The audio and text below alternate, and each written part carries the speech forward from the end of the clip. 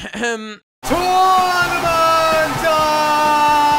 as we know, tournament arcs are considered one of the most popular religions in the world. And these tournament arcs will be worshipped, despite the fact that occasionally they are obvious clickbait. I mean, look at it this way. The bare bones of a tournament arc is just an excuse for cool fights without needing to rely on plot or further developing the story. The Dark Tournament in Yu Yu Hakusho in itself was the plot, and the Chunin exams in Naruto set up the plot and characters for the entire narrative. So those are two great examples of tournaments. There are many offenders of this, however, where it's obviously an excuse for hype battles. Yay! And while I do tip my hat to Todoroki's development, I can see why the My Hero Academia tournament arc would be considered a member of this beloved category, where it really was just a straightforward tournament. And now I realize that it's 2018 and YouTubers aren't allowed to really insult Hero Academia. Well, welcome to the Nuxtaku side of YouTube, where I say it how I see it. Hope you don't mind, feel free to subscribble. And of course, I can see Fairy Tail's Grand Magic Games also falling into this category, but that's a long discussion, not for now, because despite the obvious flaws, I personally really liked the Grand Magic Games. And now, of course, I realize it's 2018 and anime YouTubers aren't allowed to praise Fairy Tail. Well, welcome to the Nuxtaku side of YouTube, where I say it how I see it. Hope you don't mind, feel free to subscribble. But there's a third category to tournament arcs that I've neglected to mention thus far because basis to tournament arc structure was heavily required. And this category is what I like to call amazing, useless tournament arcs. Since tournaments to themselves generate such an exorbitant amount of hype, they're almost always the focal point of the entire little story arc we're currently in. Very seldom is a tournament arc itself just a minute aspect of the current ongoing narrative. So I'm talking about the second Vizel Fight Festival in the Seven Deadly Sins Season 2, and I'm talking about the Dressrosa Mera Mera no Mi tournament in One Piece. While the tournament arc by most anime standards winds up to be the climax we're looking forward to, these two individual tournaments act as the detailed mechanics of a greater arc that leads up to the actual climax, despite being an awesome tournament, serving the purpose it's set out for nonetheless. Hence the title, Amazing Useless Tournament Arcs. So I'm a star with the Dressrosa tournament in One Piece.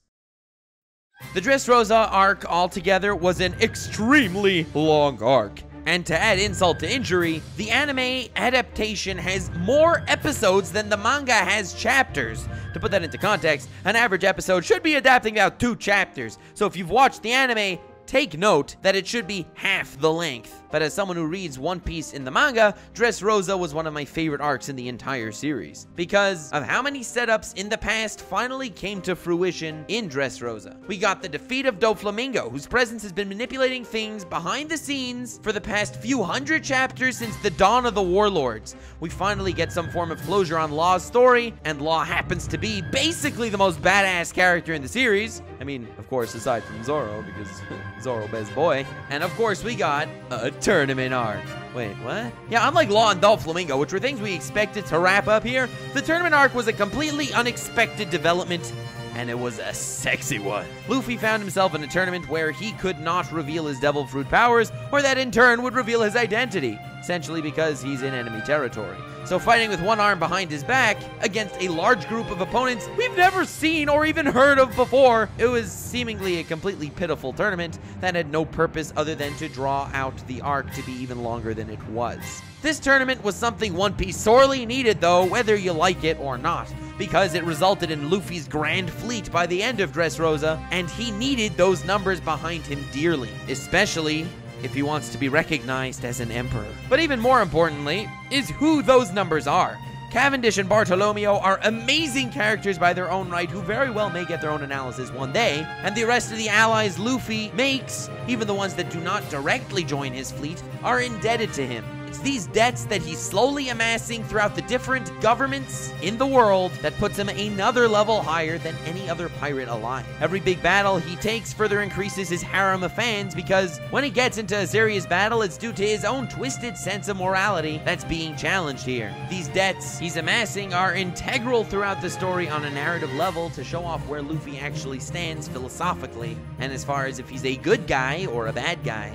but it's also extremely important in the straight-out story, especially leading up to political events such as the Reverie, which is happening now, and its awesomeness, also partially thanks to little things like the Dressrosa tournament. Luffy unfortunately had to duck out of this tournament before it was over, and he happily handed the reins to Sabo, the brother from another mother that he thought he lost a long time ago. The reunion was epic, and the Dressrosa tournament was a great setting to have it. This brother then takes the place of the other lost brother and acquires the Mera Mera no Mi as some form of fateful poetic justice. There was someone else in the tournament, however, that also very much wanted this fire fruit. A certain member of the Blackbeard Pirates. And these were the sparks that were lit that caused a little skirmish between the Blackbeards and the Revolutionary Army. And that happens to be an extremely important historic event as far as world-building events outside of Luffy's control, which is integral to building a universe, creating bad blood between them, also leading up to the Reverie, and creating a future to the story past Wano. All started from this little spark in this little Dressrosa tournament. The quote-unquote useless tournament arc is the epitome of what I love about One Piece. Yes, the sub-arc ended up being integral to the greater Dressrosa arc, despite not really being all that important. However, to the greater One Piece narrative, it resulted in incredible exposition. That's what every arc tries to do. While you have your own story you're working on, and while you hate Doflamingo and his freaking glasses, which honestly I would totally want a pair of, it's the little details on the side that really expand the universe and make every arc better than the last. Well, at least world-building wise. Plot-wise, another story. Yes, it's fun to watch a tournament.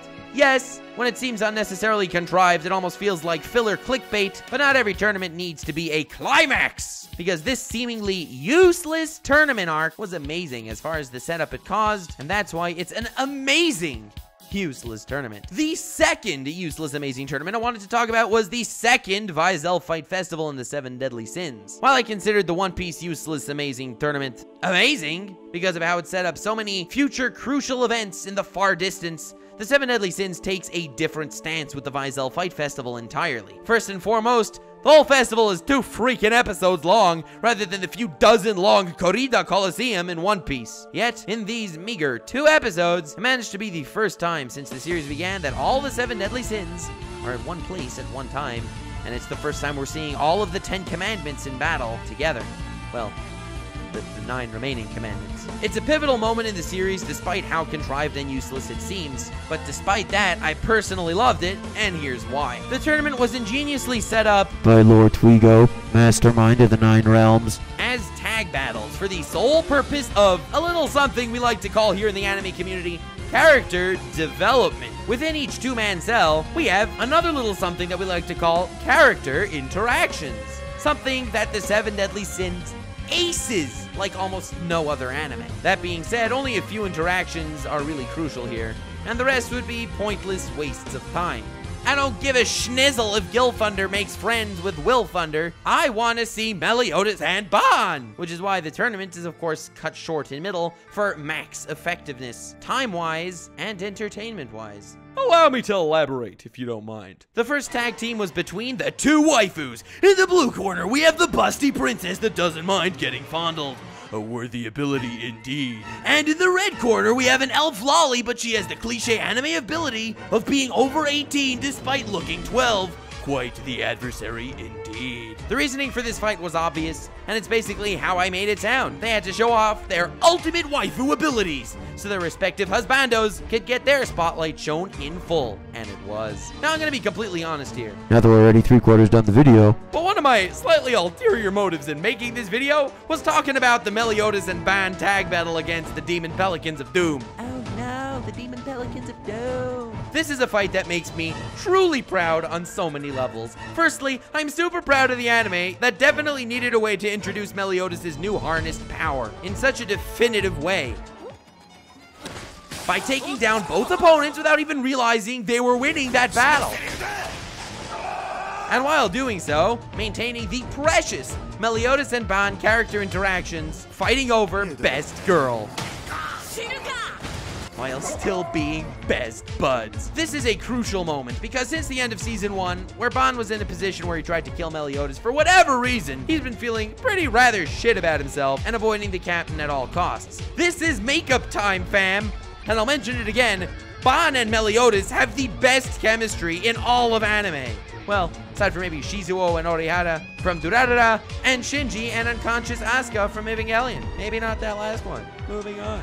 But most of all, I did a video talking about overpowered characters done right. It's a series I've been doing. It's one of my more fun series, I must say. And in one of my videos on the 7 Deadly Sins, which I will probably link at the end, this is the exact kind of moment I was talking about. Developing the characters, internalizing the interactions, and having a fun freaking time. Watching this fight, despite it being pitifully one-sided, was one of the most fun times I've had watching anime in a while. Well, aside from Gallant versus Escanor, which I also did a video on. and while having a fun time watching anime is great, in fact, it's kind of the point, there's just something wrong. Something that made me dislike the vibe of this useless tournament. It's a useless tournament. These guys are in a life and death situation where all of humanity is at risk of annihilation. These guys are having a lighthearted, great time playing around in a tournament just because the bad guy said, yo, let's have a tournament. Now the good guys are killing each other to make up who fights the bad guy. What's going on? Couldn't there have been some other way to regather the sins without needing to go through such a childish game? Just to interrupt that sentence I was saying now because I'm about to talk about Escanor versus Gowther, and when Escanor comes on screen, it interrupts everything. It interrupts me, and it interrupts the plot. In our minds right now, Escanor is the epitome of badassery. He's all bright. Link in description to my merch. All bright. Looks freaking sick, by the way. As I've expressed in my analysis on Escanor's introduction, he manages to trump everything we've seen until now, and then some. Not to mention, turn this stupid, pointless tournament into awesomeness at the drop of a dime. Escanor's fighting in middle of a night, where his power directly correlates to the sun. Not good, fam! Despite this, he manages to squeeze out every ounce of power. We don't really know how he could do it. We don't really know anything about him. But he gets this one really important strike. And while I like Gowther, I wouldn't have been unhappy in the slightest to watch him get his face a little dirty from Escanor's attack. Gowther was one of the most critically important and critically annoying characters in this entire season, but this is where the entire tone of the series, especially this tournament, makes a cataclysmic shift, starting with the strike of Escanor. He takes Gowther's hit head-on in order to land an unforeseeable blow on the two nearby commandments. In middle of the night, using all of his might, to blast them off their stage, tanking a direct hit from Gowther. Yes, badassery incarnate. And Meliodas did not let this chance go by, directly attacking them in their moment of haze and confusion. Being that Demon Machamp can read everyone's mind except for Meliodas, my favorite leprechaun boy had the plan to attack at the first chance possible. He just couldn't verbalize it to any other members of the Sins because, well, their minds are all too readable.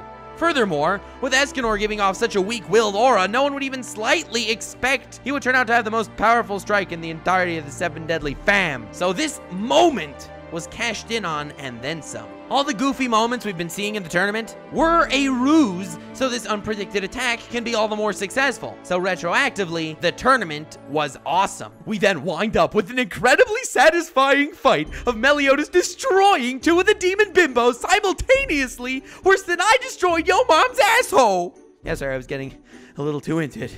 I apologize. Finally showcasing Meliodas' power since the training arc, then he gets swarmed by the rest of the freaking commandments, showcasing their power for the first time as well. I'm not here to analyze every moment past that, being that I'm not exactly an episode reviewer. But let's say I already love Estarossa, despite barely seeing him, and I still managed to find a way to love Ban way more too. Grasping reality, sacrificing love to do what's right, and that was power of friendship done right. Also, fuck the demon soul-sucking bitch that he killed. Oh, god damn, I'm so happy she's gone. Sorry, getting ahead of myself again. But that is the beauty of the 7 Deadly Sins anime. No one ever claimed it to be such a tightly knit plot that's completely serious throughout and... Yes, the was actually in my script. I know I'm weird. But my expressively serious aside, it's an extraordinarily fun series. So the emotional scenes actually sometimes even impact you harder, and the character interactions are all the more exquisite. That's why I love talking about the 7 Deadly Sins, and I love talking about every character moment, every scene, every character in this series. But you'll totally lose me if you start talking about the plot and world building. The second Vizel Fight Festival seems like a useless tournament, even though retroactively it was greatness. And unlike One Piece's Dressrosa tournament, which attempted to set up a distant future, in the 7 Deadly Sins, we had an immediate payout. I'm not going as far as to say that one's better than the other, because that's just ridiculous altogether. They are different. They're both seemingly useless, and they both turned out amazing. If you clicked on this video only because I'm talking about One Piece in it, I highly suggest you check out the 7 Deadly Sins, and vice versa. If you only clicked on this video because of the 7 Deadly Sins, I know One Piece is a bit of an investment, but it's worth its weight in gold. Fam, thank you for watching this slightly, it is really weird analysis video. Honestly, I'm not exactly sure what was going through my mind when I picked this topic, being that looking back, no one in their right mind would ever request or demand someone to talk about amazing, useless tournaments, but I guess it's not that new for me to pick the weirdest topics in AniTube history. If you enjoyed regardless, feel free to drop a like, and if you want future weird analyses, deep philosophical videos, or complete satire, since I've already proved my oddness, it would be my greatest honor if you were to subscribble and hit that blasted bell, since apparently that's the new version of the subscribe button. Thank you, YouTube. Also, link in the description to my Twitter, right next to my merch, including the All Bright merch, and my Patreon, which is a huge help in getting me to make these videos, because without the patrons, I don't know how to be able to do this. Special thanks to the Swagcoggers, Tyler Schumacher, Zindergarten, Axel, Colton Scott, you, and an anonymous member. The 4 Lord Tweegers, Gavin Anderson, Large Blobby, Loomsan, and Galactic. The 3 God Usopp rank, Dark Element, JD Fincher, and Ezedric. Your contributions are extremely important and really appreciated. Everyone who becomes a patron, even to the smallest amount, is more than invited to the Discord server. Thank you again for taking your time to watch this video. Let me know something in the comments. It doesn't have to be productive. It could just be weird. Weird is good. I like weird. After all, it's kind of my slogan these days. God knows why. I don't know why. Anyway, stay weird, fam.